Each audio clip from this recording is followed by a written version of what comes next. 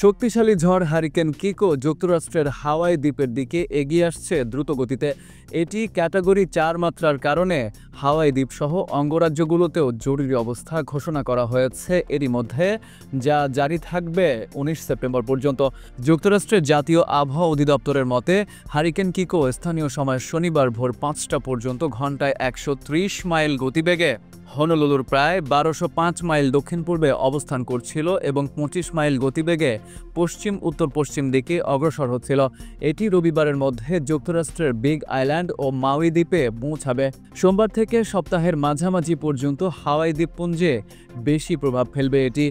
হাওয়াই অঙ্গরাজ্যের অস্থায়ী governor Sylvia look বলেছেন, ধ্বংসাবশেষ পরিষ্কার, অবকাঠামো সুরক্ষা এবং ঝড়ের সম্ভাব্য ক্ষয়ক্ষতি মোকাবিলায় নিরাপত্তা ও প্রস্তুতি নিশ্চিত করতে অঙ্গরাজ্য ও কাউন্টিগুলো প্রস্তুত থাকবে। স্থানীয় সংবাদ মাধ্যম জানিয়েছে, হাওয়াই দ্বীপপুঞ্জের আশপাশে ঠান্ডা পানির স্তর থাকায় কিকো ধীরে ধীরে ক্যাটাগরি ২ ও ১-এ নেমে আসতে পারে। তারপর বিগ আইল্যান্ডের স্থলভাগে আঘাত হানার আগে এটি ট্রপিক্যাল স্টর্মে রূপ নেবে, যার গতিবেগ প্রায় ৩৯ থেকে ৭৩ মাইল পর্যন্ত।